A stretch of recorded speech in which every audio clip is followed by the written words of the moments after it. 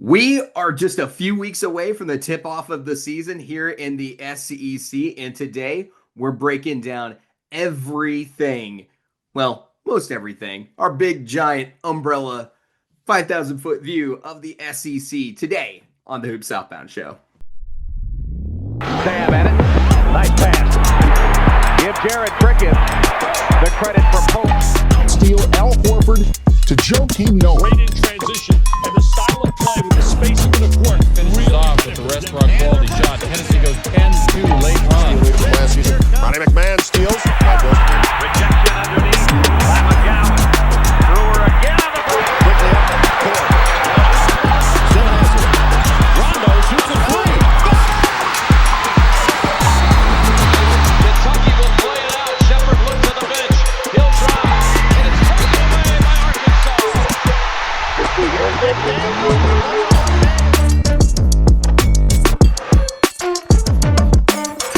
A year ago, we were sitting here on this show, and the big word was, hey, we think the SEC is going to be the best conference in basketball this year. Here's why. Here we are again. We're recording this show on the same day that KenPom actually just dropped this morning. First thing this morning in the update, if you go in there, click on the conference list and everything else, guess who's number one again this season? SEC is the preseason number one in KenPom to start the year out. Maddie, does that surprise you at all with this conference? No, it definitely does not. I mean, we were kind of riding the high last season, saying we were the best, getting a lot of backlash, and now it's like people are starting to realize.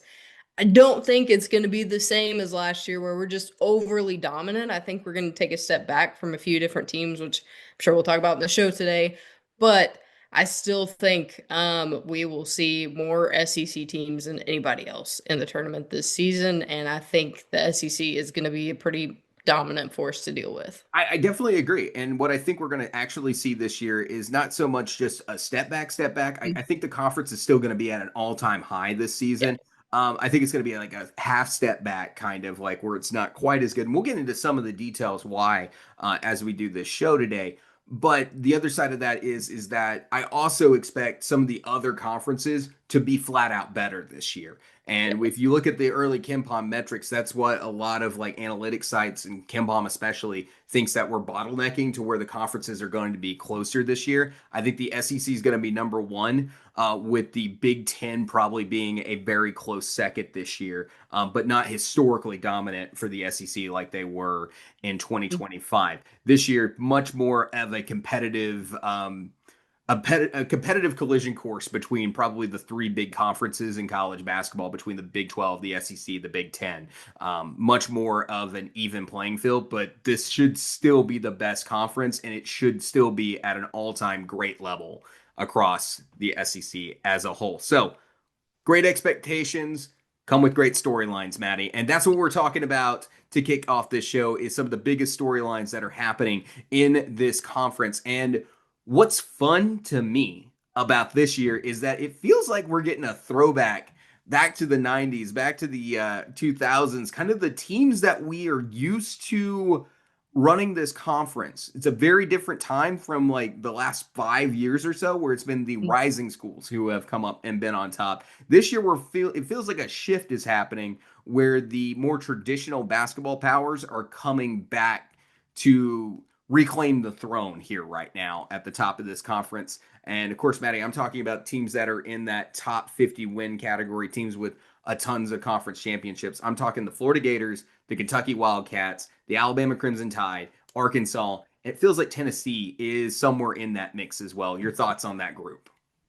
Yeah, I mean, you kind of take a look back to the glory days of SEC basketball, and these were the teams that everyone was talking about. I definitely agree with you that these are going to be the teams that everybody's talking about this year. We've done our top fives through the last couple of weeks, and we've repeated names like Florida, like Kentucky, Arkansas. Alabama's in there. They've got a new look this season. Tennessee as well. But I think these are the teams that we're going to see contending for the top spots in SEC basketball this season. Absolutely. And for Florida, like we've gotten to know this team after their national championship run. They look like a team that might have a chance to repeat this season. Like they might be in that category of greatness this year. They come into like CBS's Gary Parrish's top 25-1. He's got them number 6 in the country to start this year. You see him consistently in the top 10 everywhere on every analytics site right now. Florida's one that you definitely expect to be there. Alex Condon's back. Thomas Houck is back. Ruben Chinyonlu. This great, sensational front court is back. A lot of replacement needed to take place in the backcourt this year, but you've got Boogie Fland and Xavier Lee, who should be the leaders for this group and be a pretty consistent threat. But breaking down those numbers on Florida, not only are they coming off a 36-win season last year, national championship, but this team is bringing in a top 15, they're number 12 in combined recruiting talent that they're bringing in to this team for this season. Names like CJ Ingram and Alex Lloyd are going to be big in this group. And then Maddie, Arkansas is a team that a lot of people were talking about, kind of the computer defiers. If you look this morning on KenPom, which I'm planning on doing an analytics episode tomorrow as a change of plan before we get to the team previews because of some scheduling things that are going on with our personal lives right now. But I'm going to get that episode recorded and go into that. But the Razorbacks are a team that kind of the pollsters like and the writers like and things like that. Talk to us about this Razorback team a little bit. Yeah, I mean, you've got so much retention here, and a lot of other SEC teams didn't get that this season. So I think that's one of the best things about the Hogs when you're looking at them. You've got a legendary coach and Coach Calipari. You've got a lot of guys coming back, especially big leaders like Trevin Brazil and DJ Wagner. And then you've got some new guys coming in and Darius Acuff and Malik Thomas that are going to give us that 3-point percent push that we're looking for that we didn't see last season, which was really what the Hogs needed to kind of get them over the hump. Yeah, and I also like some of the additions in the front court, like Malik Ewan, a very efficient scorer in that regard, as an upgrade there to the Razorback front court as well. And you mentioned the retention. It's number 1 in the SEC. Number 1 minutes back in the SEC this year. They're coming off a 22-win season and a Sweet 16 run, and this feels like a year that this group. Now that John Calipari's been in Fayetteville for a second year, it looks like he's a little bit more comfortable. It looks like he's got a deeper team, a team that's a little bit more defined than what he was able to put together in just a couple of months before when he first arrived in Arkansas and was getting his feet wet there in Fayetteville. So this team feels like it's going to combine a little bit better. Karter Knox, Billy Richmond also coming back to this team should be a very strong group. You talked about Alabama. It's a new look Alabama team, but not so much in the backcourt. Mark Sears is gone. That's the key loss to this team. Grant Nelson is gone. But for Alabama this year, LeBaron Philon, who was their breakout freshman they had last year, is going to be leading this group this season and should be a really good team. And then they're also bringing in player. It was the Patriot League. I'm sorry, I couldn't think of the conference, but Patriot League Player of the Year and All Defensive Team player Noah Williamson to this front court, who's got a game that matches up nicely to what Grant Nelson brought to the floor. And then also bringing in ACC transfer Taylor Bowen to help this group out. But you return Aiden Holloway to this team, who's going to help the shooting out a little bit. You've also got Houston Mallett, who Nate Oats has been talking up quite a bit throughout the course of this offseason. You're just kind of waiting for the backcourt overall to get healthy here in the early part of the season to really see this team fly and be at the top of this conference. But I don't expect the Alabama that we've been seeing the last couple of years. Maybe they get there. They do have the talent to get there, but I don't think that this is necessarily the case this year, that Alabama should be number 1 in the conference, or we're waiting to see a 2023 type run for the Crimson Tide. Yeah, definitely agree with you there. I think, Nate Oats does an excellent job of bringing in players that fit his system well. But like you said, I just don't think there's enough cohesion yet with all these new guys that are coming in.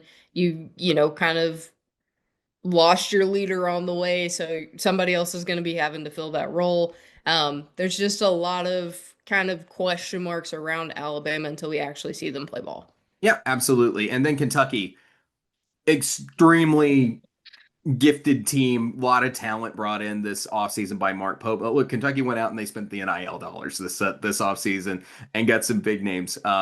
Jaden Quaintance was their number one recruit. We're waiting to see if he gets healthy. From the front court, he was their number one transfer coming in from Arizona State, the previous commit to Kentucky before the Calipari moved to Arkansas. But you've also got some other great players in that front court group. Returning is Brandon Garrison, who we've heard nothing but praise for, it seems like, this throughout the course of this preseason.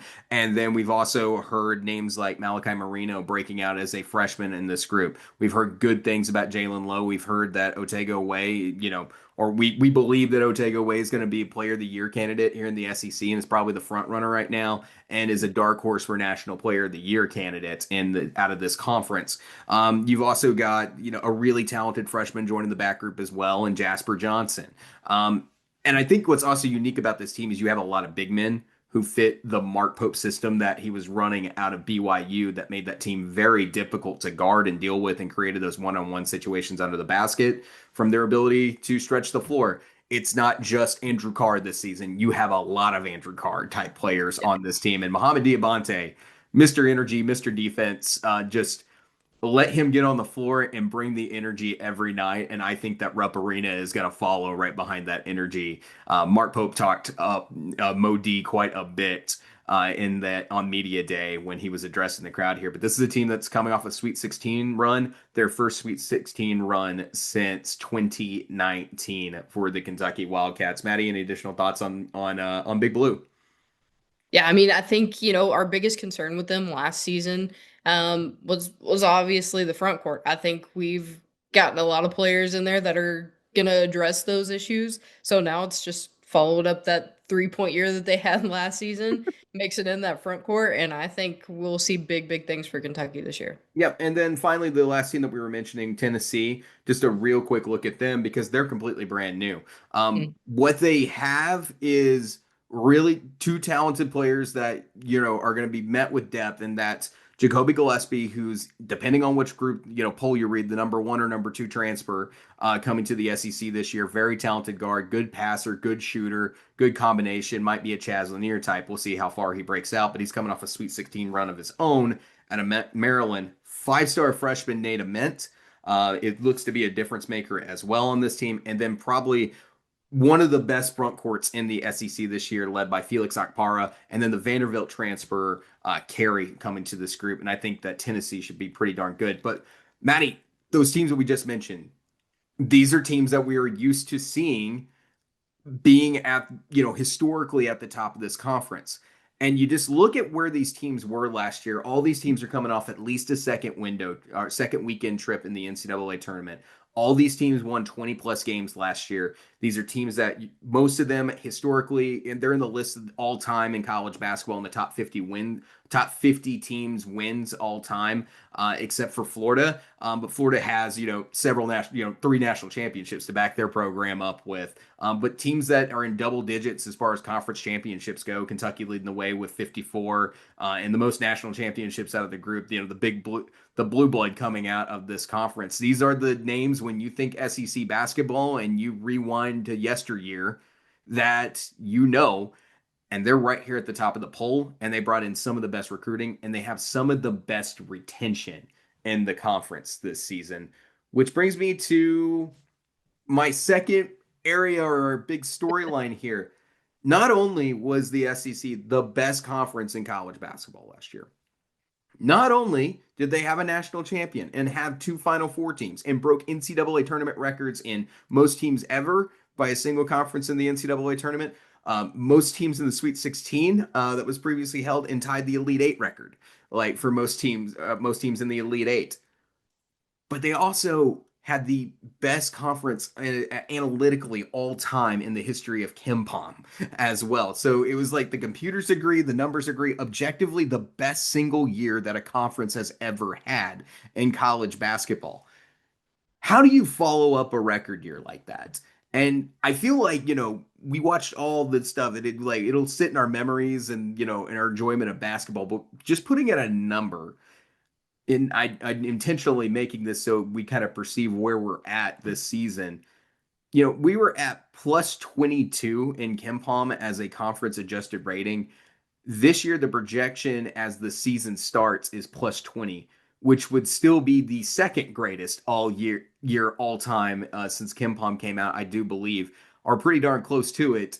It would certainly be up there in the top 5-ish groups of all time, conferences of all time, if it's not there. We're following up a record year with another strong year, but I really feel like it's going to be very, very different because we're at a turning point in college basketball. Yeah, I think you hit the nail on the head there, David. It's gonna be one of those seasons where, we're at, we've climbed to the top of the mountain, and now it's like where do we go from here? And like you said, we've got a lot of rebuilding, we've got a lot of changes that happened in the SEC. And I think that's definitely gonna impact it, but we're still gonna be good. And we're certainly still going to be good. Yes, absolutely. I think the conference is still going to be really good. Yeah. You said changes. We've kind of had this conversation once, and we're at a change here in college basketball where what we've gotten to know and how great the SEC was last year, it wasn't just that it was the most talented conference out there. They had a great combination. What made the conference great last year was, coaching, everything else, but you had a great combination of talented players and highly experienced players. And last year in the NCAA tournament, those experienced and talented teams, all these players ended up funneling to the power conferences, and it was probably the most chalky tournament of all time. Why was that? Why did that happen? And it's because you had so many players who were graduate students and 5th and 6th year players where the COVID year's over now. And this is kind of where the changing landscape is. And we talked so much about retention just a minute ago, talking about who we feel is going to be at the top of this conference this year. We're going to get into that as well. That goes to the philosophy that shift that I think is happening, because when you looked at the Final Four last year, Houston, Auburn, Florida, all high retention teams. Duke was the only one that was freshman reliant last season, or had a group that was had probably the least continuity. They were the outlier in the Final Four last year. And here we are. We're looking at where we're going to see a less experienced group of players and a more talent reliance and more freshman recruiting reliance. And then if you take away the teams that were at the top of the conference, or not the top of the conference, the top of the conference for like most transfers, because they had new coaching situations.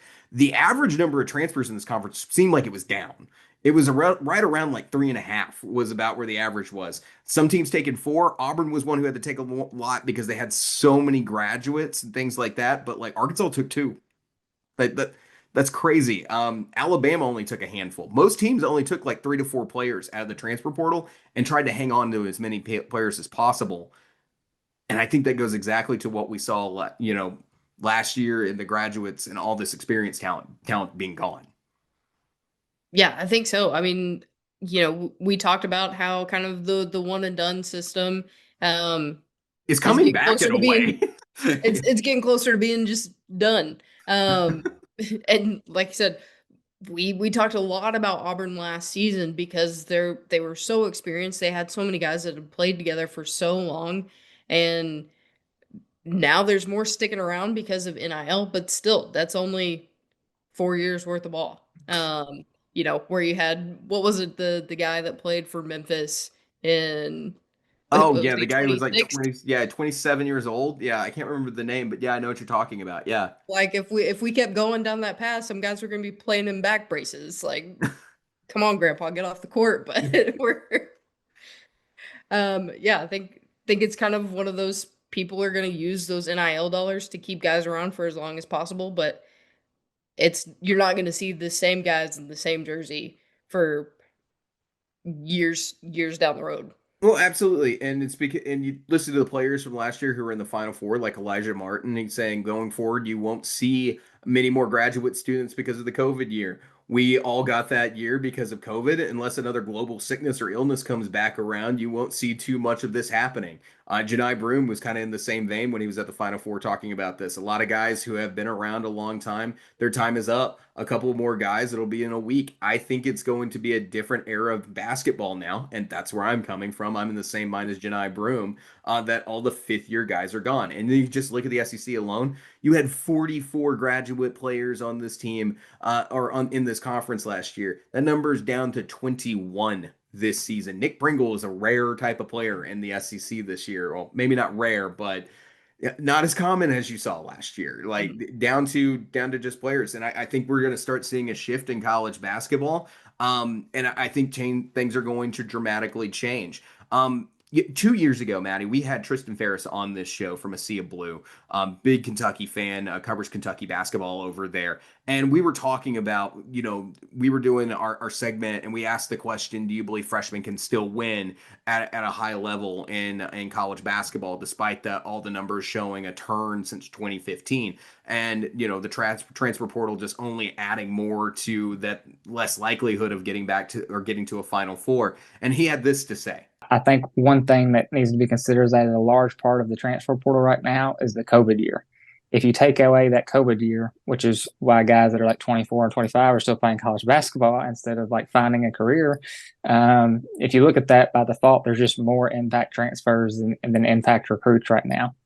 So, but if you still look at the NBA draft, you look at the lottery, the first round, the majority of them are still 1 year out of college or high school, depending on the route, whether they go G League, Ignite, to Australia, or they come to college. So I think in the tournament, it's all about having dudes that can make plays. And I think the majority of the time that's going to be high impact transfers or freshmen.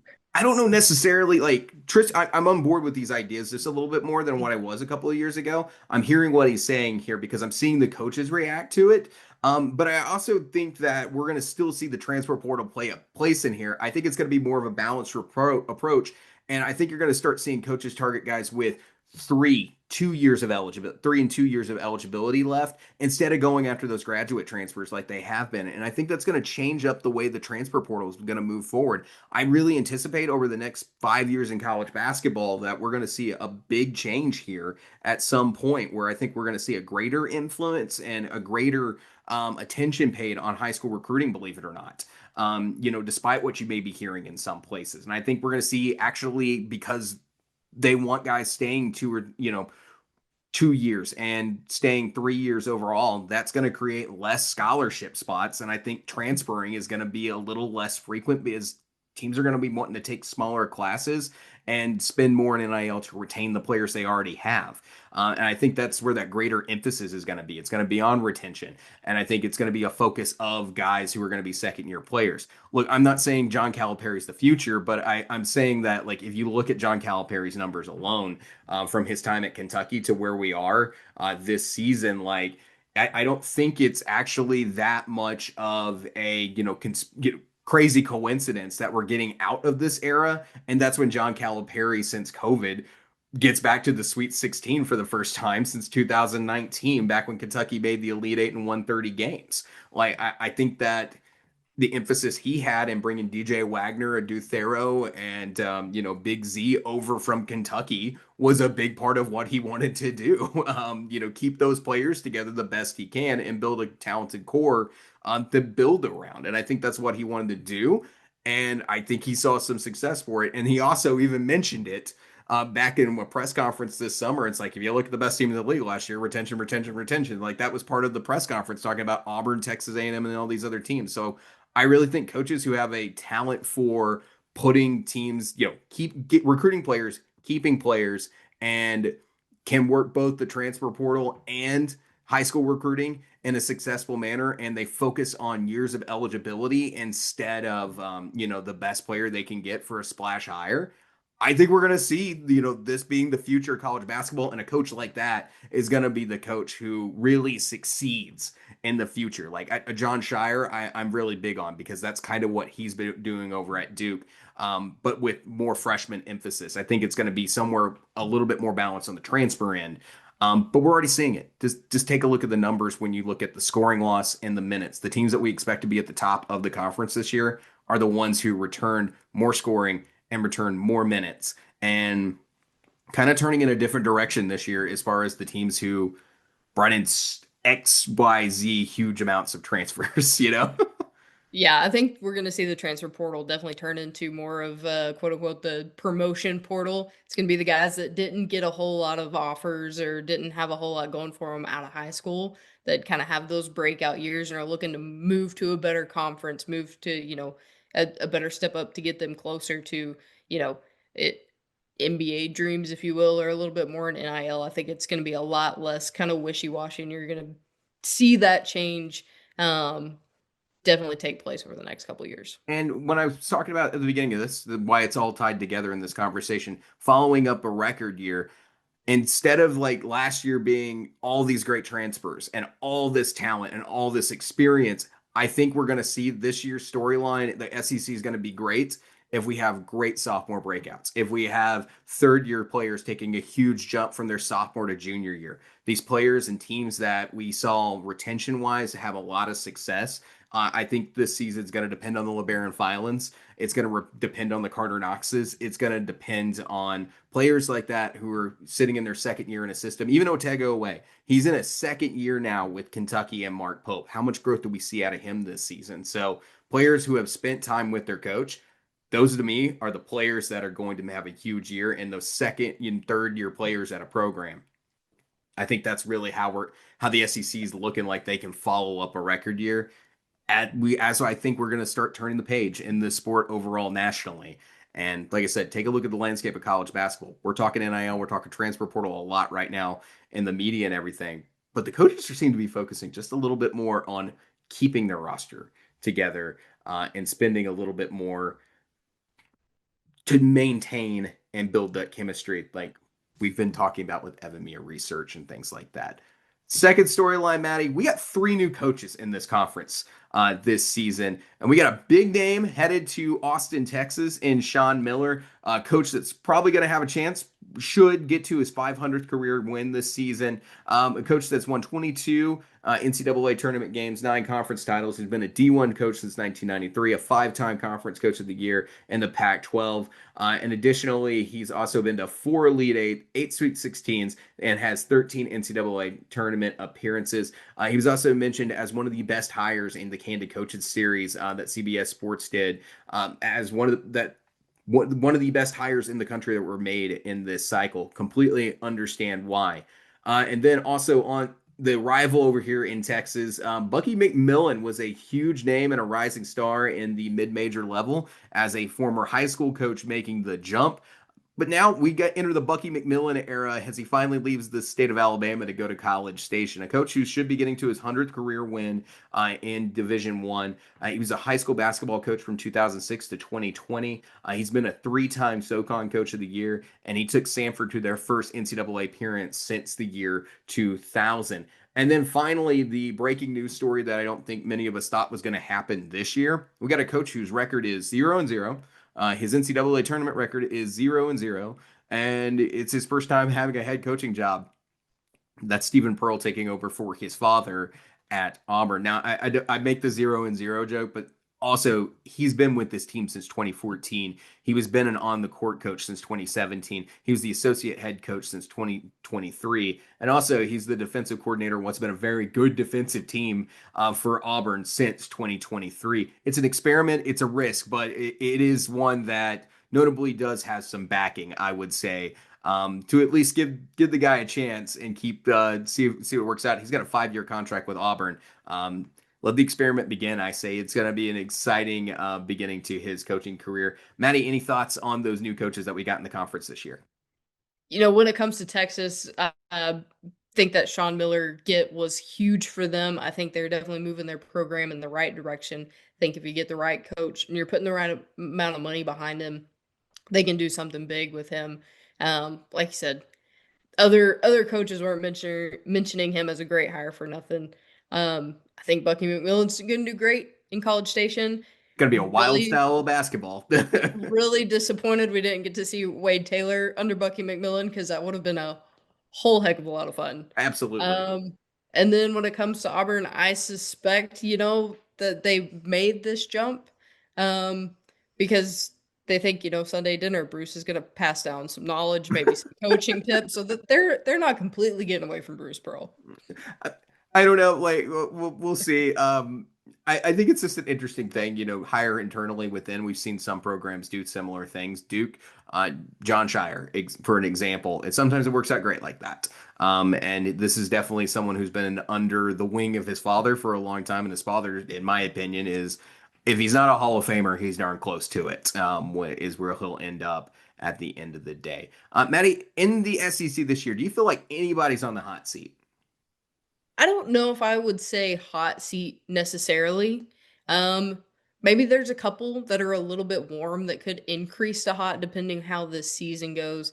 I think the big one um, is really kind of looking at Dennis Gates would be a big name.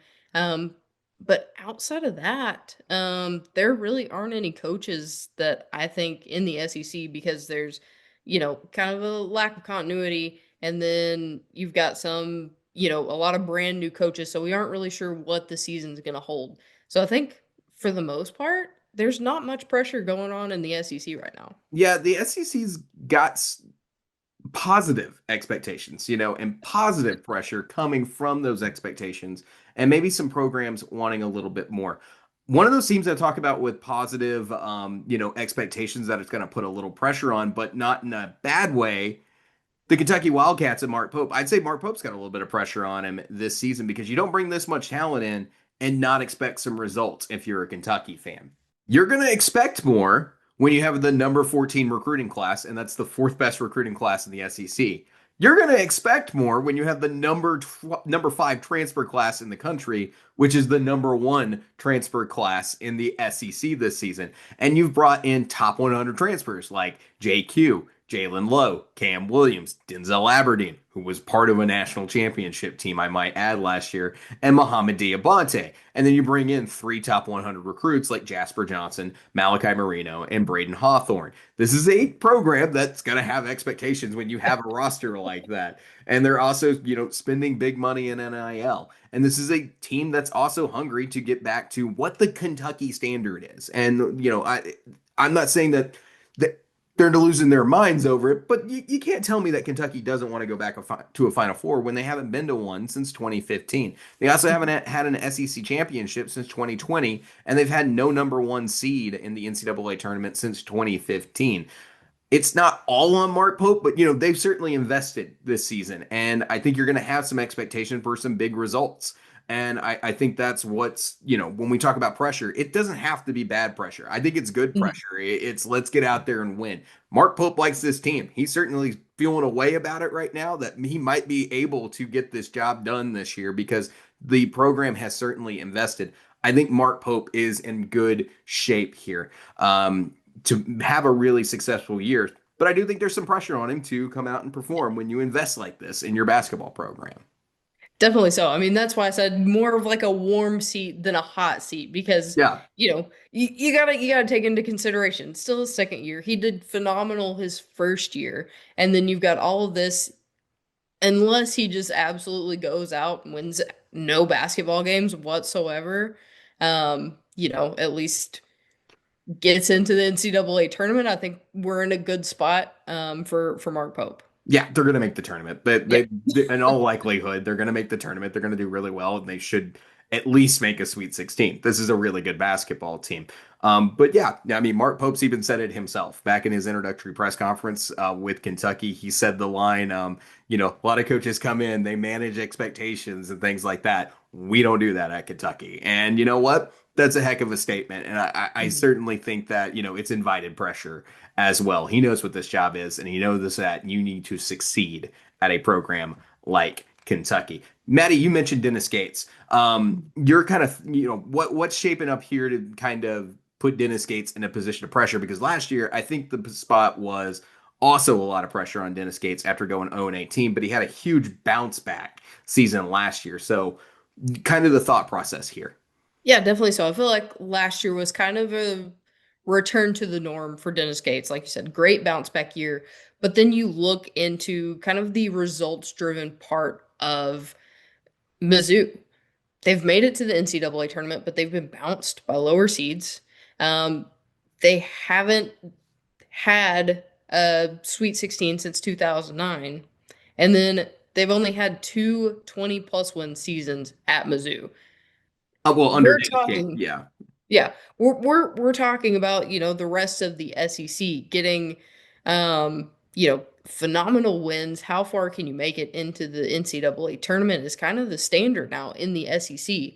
And if you're continually just kind of on the verge of making it and then not making it very far, you're basically considered a loser in this conference. And I'm sure Mizzou and their fans do not want to be in that spot for very much longer. Oh, I don't think. Yeah, I think a couple of years ago, what's happening at Missouri right now would be acceptable at a lot of programs in the SEC. Mhm. I don't think that's the case anymore for for those who are much more dedicated in the following of basketball. Dennis Gates has been good. Don't get me wrong for a second. I think Dennis Gates has been good. 2 20-win seasons at Missouri so far, and it was a huge bounce back year last year. Huge in a huge way. They were a number 6 seed in the NCAA tournament. Getting bounced by an 11 seed, though, like let's talk about the logistics of that. There's some nuance to that conversation. Drake was good. Drake, a matter of fact, we mentioned Sean Miller just a minute ago being in the list of teams that are coaches that best hires at a program.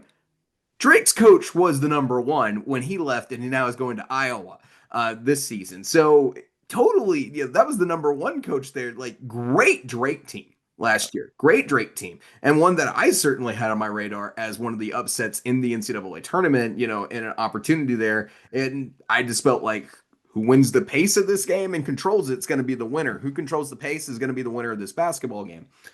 But rewind, you also had that loss to Princeton a couple of years ago as well in the NCAA tournament. So getting bounced by lower seeds is not something you want to make a habit of. It's certainly for a program that, is going on 16 years now, going on their 17th year without a Sweet 16 appearance. We talked about it as Arkansas fans and how long it felt like the drought was for the Razorbacks and, between the Eric Musselman and the Nolan Richardson, drought period, the dark days of Arkansas basketball, as many of us came to know it as, was just the program was in a place that it hadn't been in, prior to the 70s, it felt like, before Eddie Sutton had been there. You got into a point where you expected more. Mizzou's a good program. And matter of fact, Mizzou was a program that was also brought in not only for the media markets, for the SEC, but also to raise the basketball profile. When this whole thing got initially going in this investment in basketball, they go, this is pretty good at basketball. They've got some Sweet 16s, some success, good March resume overall, winning program, get to the SEC, and things just haven't panned out exactly as you want. But historically, this is a good program who's had good coaches and everything else. There's an expectation to win at Missouri, like there is an expectation to win at other programs that are successful in this sport. So certainly, at some point, you need to get back to doing what you're doing and getting back to the Sweet 16 and making some advancements into the second weekend and winning the games you're supposed to win in the tournament. Like, there's going to be upsets that happen in the tournament. Everybody knows that. They're just not supposed to happen in your both appearances, you losing to a lower seed. It makes it a bit uncomfortable. I'm not saying he's on the hot seat, though. I'm saying that you don't want to see it happen a third time, and because a lot of talk is going to start coming out after that. Yeah, it's definitely not a make or break year in any situation, but like I said, more of like a warm seat than a hot seat. Like, it's going to get uncomfortable if you don't continue to kind of push it forward. Absolutely. All right, so we've done the storylines here in the SEC. You can call this next part a storyline if you want, but we're talking about the players to watch this year because there's some really darn good ones. Maddie, let's talk about the big group here, the ones that we think are going to be in the player of the year conversation. And Maddie, the number one player that has been talked about in national podcasts and television and everything else, and the name we're going to see a lot in this conference, especially with media days coming up this week, Otega Oweh, out in Kentucky.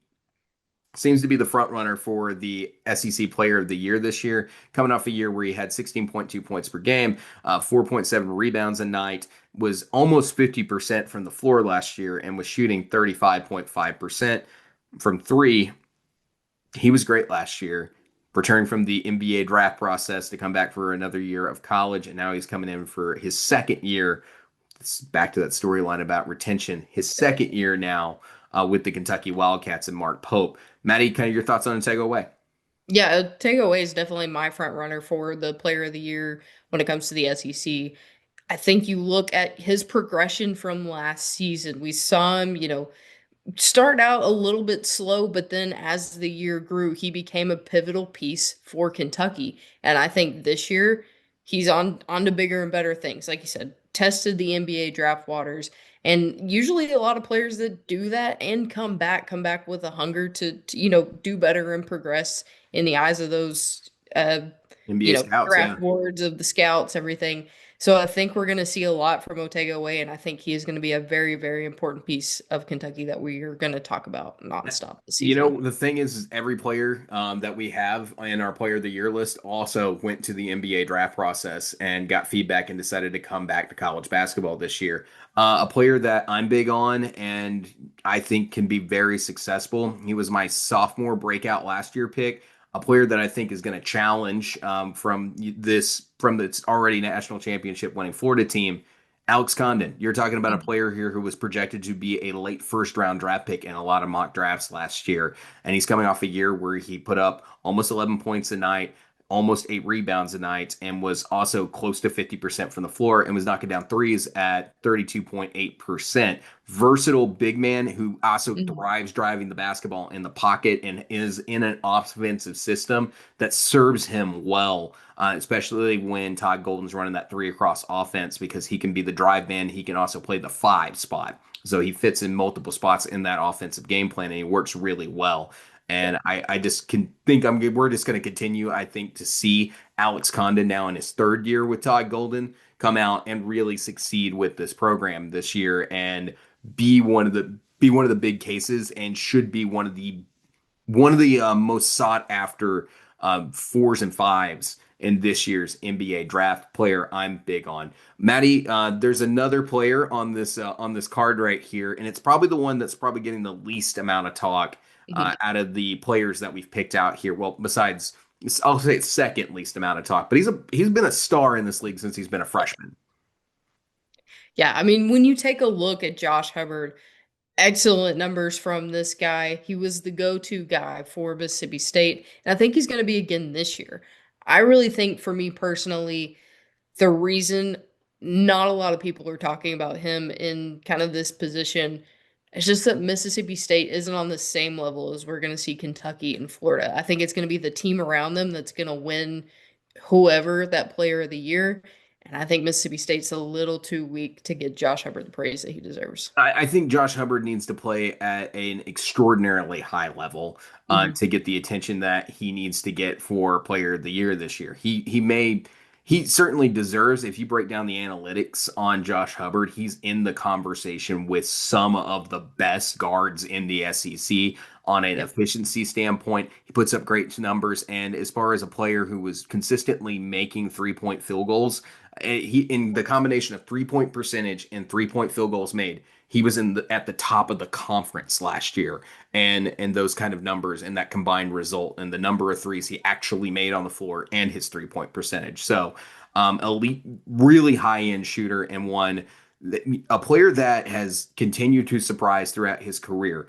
I'm like you, besides Quincy Ballard and Epps, maybe like it is a question: is Mississippi State just going to be pretty much in the same spot they were last year this season? But Josh Hubbard deserves some conversation. He's kind of the Wade Taylor player this season. The Wade Taylor player that was like when we talking about Wade Taylor last year. Yeah, he's a player of the year candidate, but I don't know if he's going to get there because of some of the other players that are out there like Janai Broome and Mark Sears. Yeah, it was Janai Broome's year last year. Look who was player of the year. 3 others, Maddie, that we're kind of talking about here. 2 of them sophomores that came back from the NBA draft process. That's LeBaron Philon and Todd Pettiford. Maddie, out of those 2, which one do you like more for player of the year?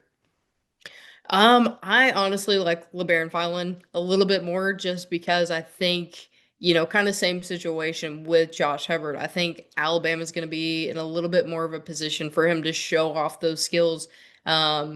And really contribute to this team. And I think he's going to take a step up into that leadership role. And I think that's really going to help him, kind of get his name further into the ring.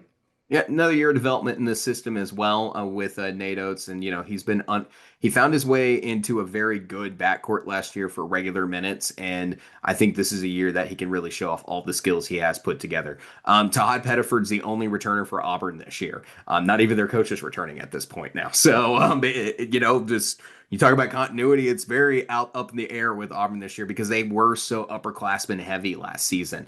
But Todd Pettiford comes back as the solo returner to this team and a face that you totally expect to be at the front of this team. He had 11.6 points per game last year, 3 assists a night, and was 36.6% from three. Very good player. One that we should expect a lot out of.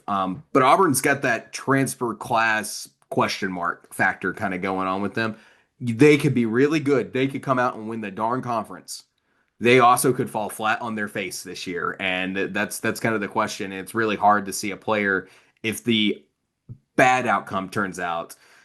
You start getting a little bit more. Yeah, he's good. He's the best player in that team. That conversation right there. Devin McGlockton is my absolute dark horse that I have in this Player of the Year conversation. But really efficient big man, but has now more help in the front court at Vanderbilt in what should be a surprisingly good Vanderbilt team this year. Last year, McGlockton had 10.3 points per game, around 8 rebounds a night, provided some good rim protection, and was highly efficient from the floor at 56.8% from the field. Really solid player. If Vanderbilt comes up and shocks folks who were sleeping on Vanderbilt this season, you could hear a lot of talk this year about Devin McGlockton because he's got excellent teammates to continue to raise his game this year for the Commodores. So, Maddie, that brings us to our next watch list here, and it's one that we did a series on this offseason, if you guys watched the Portal series.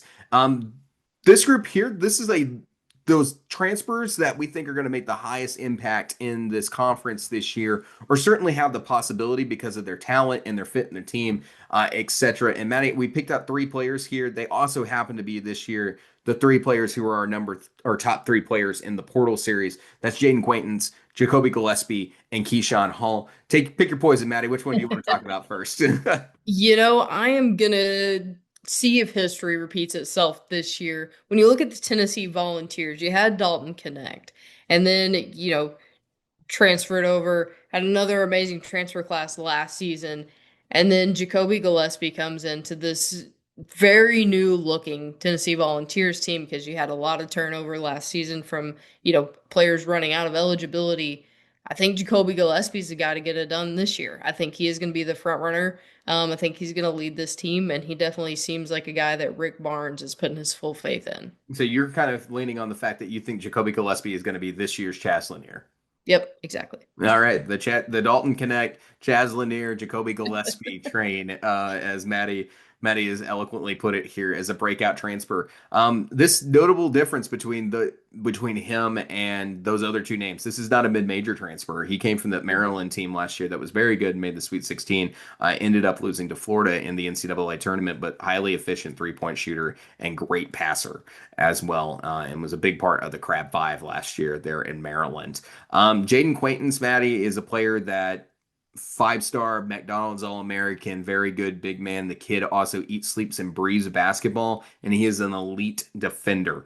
Probably, I'm not even going to say probably, is the best defensive transfer or new talent player, if you want to include the freshman recruits as well in this list.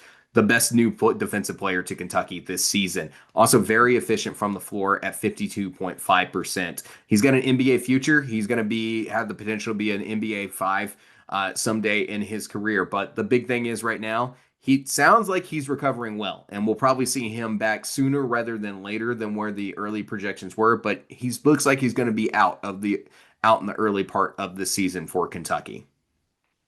Yeah, I think Jaden Quaintance is, like you said, he's going to be a massive force on this Kentucky team.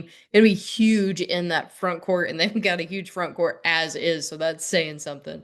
But I think he's definitely going to be one of the leaders when it comes to best front court players in the SEC, and might have a chance at something more.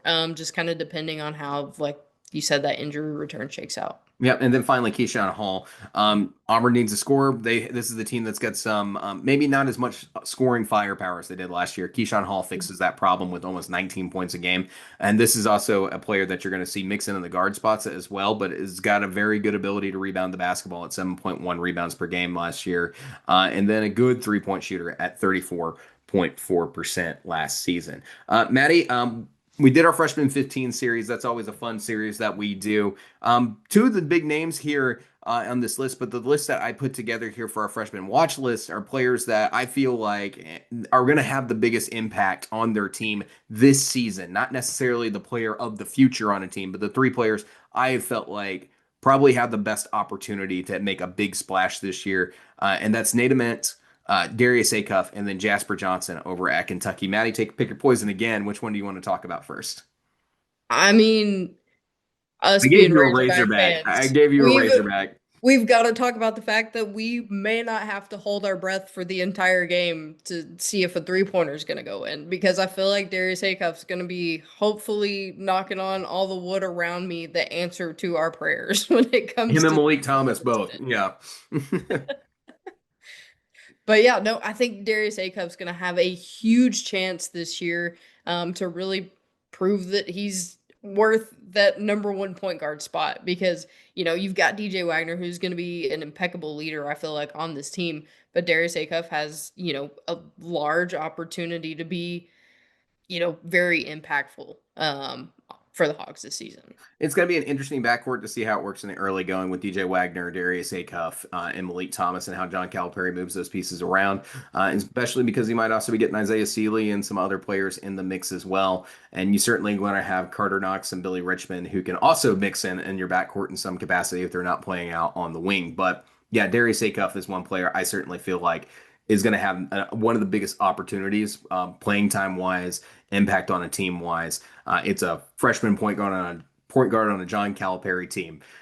Yeah, you're kind of expecting when you get the number one recruit at that position that John Calipari is going to play him play him and put him in every chance he possibly can to succeed. You would think. Nate Ament's another big name this season. We already heard Jimmy Dykes talk about how he looks like a difference maker on this Tennessee team this year. And that's also backing up a lot of what Rick Barnes has talked about for this five-star McDonald's All-American, who ranks in the top 5 players nationally this season. But difference maker, player who also seems to have developed more than what some people were thinking. A lot of people were speculating that Nate Ament might be much more raw talent-wise than where he might have been. It sounds like that starting wing position might be where he ends up, but this is a player that we could also see play anywhere, maybe as a 4, even as a possibility for Tennessee this season with that large 6'10", 185 frame. It's still a kid, though, that may be lacking size, weight down low, but certainly got all the tools and the pieces of talent that he needs around him. Big chance for this kid to break out and be a big-time lottery pick this season. Then finally, Jasper Johnson, jumping down the list actually a few spots here for the 4-star, number 24 in the country and number 5 shot guard in the class. Elite shooter. Mark Pope said that, he's been pretty darn consistent in practice and looks good in practice, and is a player that really addresses. It's objectively true. This team, college 3-point percentage wise, nowhere is close to what this team Kentucky last year's backcourt was putting up. I think Jasper Johnson can be a big help to the 3-point shooting and the ability to go out there and hit those threes that Kentucky needs to hit for their offense to be successful. I think he's a player that could get in, see a few minutes, and be really impactful as far as that goes. And if he gets to his potential this season, could even be one of the top 3-point shooters in this conference for this year. Maddie, let's get to the sophomore breakout list. And my rule every year when I do sophomore breakouts is no players that scored 10 points or more. So there's no LeBaron Philon here. There's no Todd Pettiford here. We consider those players already broken out. But there are 3 names I put together here, Maddie. That's Karter Knox out of Arkansas, Somto Cyril out of Georgia, and Tyler Tanner out of Vanderbilt. I know you're going to pick Karter Knox, so go ahead and get started. No. I was just going to say I love these options because they're, I feel like, very different reasons that they should be considered breakouts. I think Somto Cyril's got a lot of, kind of gold within him that needs to be mined. because of who he was up against last season for minutes and points. And the same thing with Tyler Tanner. He was just young, he was raw. But Karter Knox, we were able to see kind of the development throughout the year and get better as the year went on. And so we can kind of see the trajectory for him, but Somto Cyril and Tyler Tanner, I feel like they're just waiting for their shot. Yeah, definitely so. Now that Asa Newell's out of the way there at Georgia, like Cyril's a player that we're expecting to see some big minutes for Georgia this year, because other than catchings, Georgia didn't bring anybody else into the front court to help them out this year. So really, this is a big chance. And last year, he was very raw talent-wise. This year, if he's developed and he's ready to go, big year ahead for him. Karter Knox, which is also Cyril's former teammate, if I remember right, for over at OTE, but Karter Knox, since the clock turned February for him, like he's continued to rise. He had that slow start 3-point shooting wise, and he was knocking them down at the end of the year. That 3-point percentage may have finished at 35%, but he was shooting much higher than that to close out the season. He found his shot, and then he's, according to John Calipari, he's hitting it in practice. And additionally, he's also finding ways to cut to the rim and be very physical down there. This could be a big year for Karter Knox. And then Tyler Tanner, he had the tryouts with U19 at USA Basketball, was an invite to the program there. Mark Byington was really encouraging. This kid found ways to get on the floor, and what was a pretty good backcourt last year for Vanderbilt. I think their backcourt this season's even better, but with some more development. We've also heard Mark Byington talk about how important it is for people to come back and return to this team. And then he's got a good defensive game to back it up, and he has a lot of energy, and he looked like a player who needed and wanted to be on the floor for Vanderbilt last year. I expect to continue to see that trend. I expect to see great things out of this kid, and I think that's why I put him on here at this list, that he may be a potential huge breakout this season out of the ranks of sophomores, which is going to be big for the SEC this season. They need these freshman stars to really jump up and be great. Maddie, big stages, big games. That's why we love college basketball. There's some key storylines here with these big games and things like that, but let's talk about it real fast. How do you feel about Arkansas playing the entire Elite Eight? I'm gonna call my doctor and see if we can get some anxiety medication prescribed, because there's no way I'm gonna make it through even just before conference play, because there are massive, massive names, and I love the Hogs, but I don't think there's anything that makes me as stressed out as watching them play another decent team. Yeah, I get that sentiment. Arkansas is going to face Tom Izzo and Jeremy Fears up in East Lansing in the first weekend of the season this year. Then they got their Thanksgiving special game in Chicago against Duke and John Shire and the Boozer twins. That's going to be a great basketball game to watch. They're going to have a chance for revenge in Dallas against Texas Tech and Big 12 Player of the Year JT Toppin as he returned to Texas Tech this year. The huge NIL story there. And then the coach who encouraged John Calipari to take the job at Arkansas, and Kelvin Sampson, and Final Four Houston team from last year that's also returning Milo Suzan. Oh, let's have some fun up in no longer Brooklyn, New York. It's now Newark, New Jersey. That's going to be a really good matchup in the season as well. And then you got your SEC games. You got home and home series with Auburn this year. You got Tennessee, who you're going to face in Fayetteville. And the other two are road trips. You got Alabama and Tuscaloosa, and you're facing the national champs in Gainesville toward the end of February. Those are going to be some really, really good games. 9 games against last year's Elite Eight. You're on the hunt for quad 1 wins. Here you go. And not to mention they're facing Louisville in the ACC SEC Challenge. That's, of course, Kentucky's big rival. And Kentucky is facing a lot of teams that are big brands, big names, big coaches, big players, and big-time programs. They're facing champions, essentially, for the most part this year. You talk about Kentucky's schedule, that the schedule this year, not just in non-conference. They've got Louisville.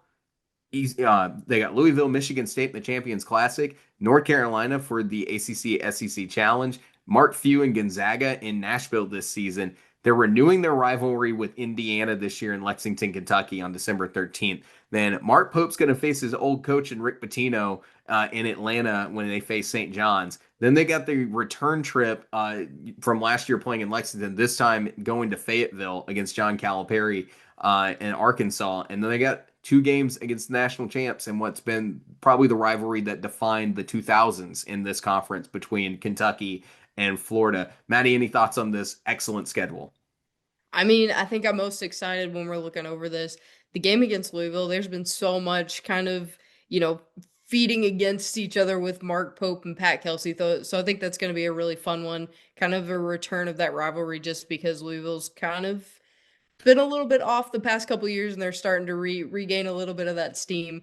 And then St. John's. Obviously, we love a good storyline in college basketball. Mark Pope against his old coach. I think that's going to be a fun one to watch. No, absolutely. That point being part of the CBS Sports Classic, that's going to be a legit matchup to set you up right before Christmas, which is going to be another really good weekend of basketball in that time frame with that whole setup. You're going to have that game. You're going to have Arkansas Houston that weekend, and then like you're also going to have Missouri Illinois, which is a rivalry game to help close it out toward the end of the year. There, more big games and the NIL tournament in the MTE world that's all over the place. The SEC is going to have 3 teams in the Players Era Festival this year.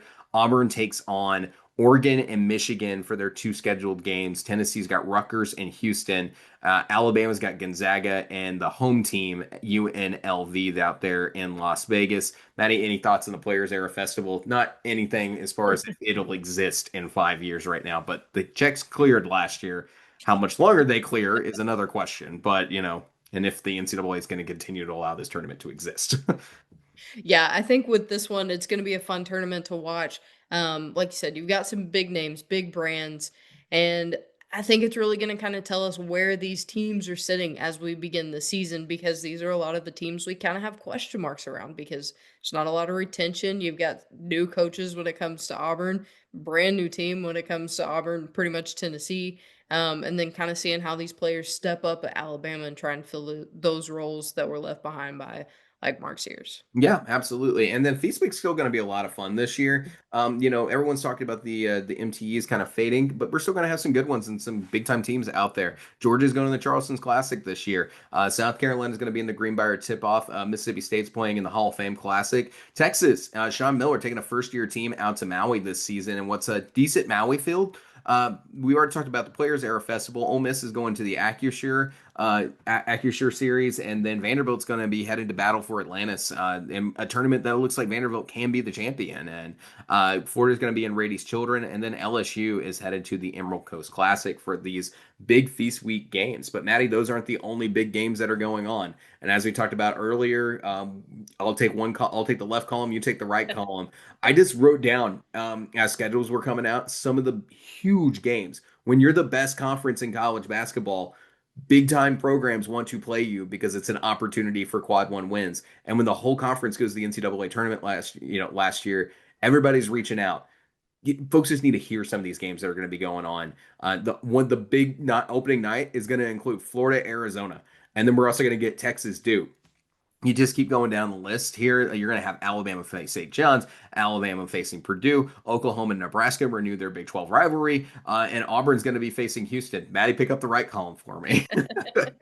We've got Alabama facing Illinois, Auburn and Arizona, Tennessee versus Illinois, Tennessee and Louisville, Vanderbilt and Memphis in an in-state rivalry, and then Auburn versus Purdue. Yep, and then Mississippi State's also going to face Memphis. Florida's going to take on the back-to-back champs from the 2000s. Will face the most recent back-to-back champs as Florida takes on UConn. Texas will also play UConn. Oklahoma's going to play Oklahoma State. Oklahoma is going to play Gonzaga, and Texas A&M is going to be taking on Arizona. And then I think Oklahoma State's going to play Texas A&M at some point too. When I looked at their schedule, and it's like, yeah, I just didn't get all these games in. I'm just trying to get people, some of the games, that are going to be out there. But Maddie, the right column's all you.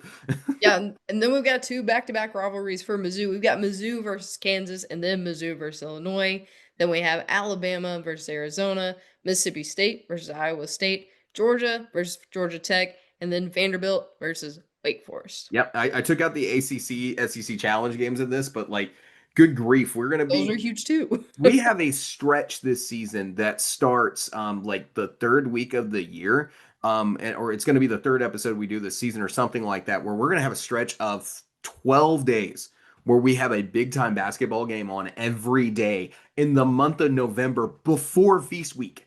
Like that's crazy how good the non-conference schedule is this year. If buckle up, we're gonna have some compelling, entertaining basketball going on all the way from November to December this year. This is probably the most interesting and fun non-conference slate that I can remember in SEC basketball since I was a kid. Like I can't remember a time we had this many great games. So everyone buckle up because it's going to be a fun year. And speaking of fun, if you like trivia, if you like ways that you could try to figure things out, last year I asked you guys to try to guess the order that our team season previews came out. The order was, and we had no one get it right last year, but the order was alphabetical order for the college towns that the universities were located in was the order that the teams were released in. If you can guess the order for this season, and the first team is going to be Tennessee when we begin team previews, drop it in the comment section and we'll give you a shout out on the opening night madness episode, which is our first episode to kick off the in-season coverage. They're talking about actual games. So that's going to be that first episode. We're going to give you guys a shout out. If you figure it out, just drop it in the comment section. If you're the first one in that video to comment the order and what it is, we'll give you that shout out. This year, just a tip, I already told you Tennessee. The clue I'm going to give you, think big. Think big. And maybe bigger's better. Maybe sometimes smaller's better. But really think big. But yeah, that's the clue I'm going to give you guys to try to figure out the order for this. And Tennessee might be a surprising one. That's number one to some of you out there. But other than that, guys, get ready to buckle up. We got a great season of basketball coming up. We continue our 21 straight days of college basketball content with season previews and everything else. So if you guys have not already, please like and subscribe to the Hoop Southbound Show. We greatly appreciate having you guys here. And until next time, we'll see you soon. Thanks, guys. Have a good one.